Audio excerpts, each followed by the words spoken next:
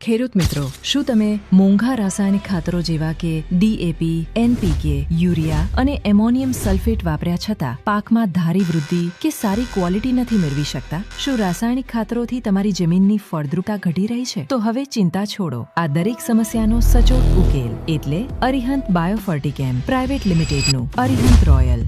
આ ખાતર બેક્ટેરિયાથી ભરપૂર છે અને માર્કેટમાં મળતા અન્ય કોઈ પણ બેક્ટેરિયલ ફર્ટિલાઇઝર કરતા શ્રેષ્ઠ ક્વોલિટી ધરાવે છે.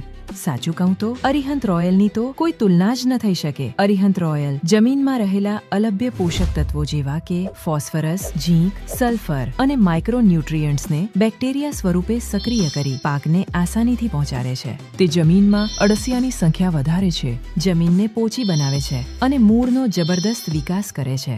જ્યારે મૂળ મજબૂત ત્યારે પાક તંદુરસ્ત. પરિણામ સ્વરૂપ તમને મળે ઝડપી વૃદ્ધિ, આકર્ષક ઉત્પાદન અને માર્કેટમાં શ્રેષ્ઠ ભાવ. અરિહંત રોયલ ખેતીના સર્વાંગી વિકાસ માટે દરેક પ્રકારના પાકમાં ઉપયોગી છે.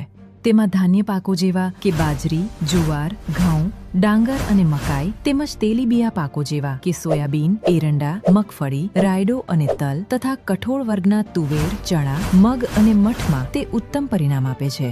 શાકભાજીની વાત કરીએ તો મરચા, ટામેટા, કોબીજ, ફ્લાવર, રીંગણ, વટાણા, ચોળી, ગુવાર, મેથી, ધાણા અને પતરવેલીમાં તે ખૂબ ઉપયોગી છે.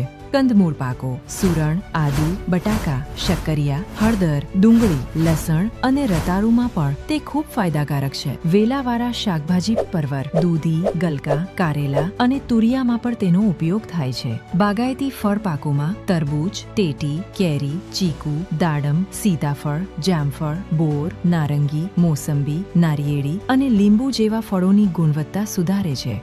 તદુપરાંત મસાલા પાક, ધાણા, જીરું અને અજમો અને અન્ય પાકો જેવા કે તમાકુ, શેરડીમાં પણ તે ખૂબ જ ગુણકારી સાબિત થયું છે.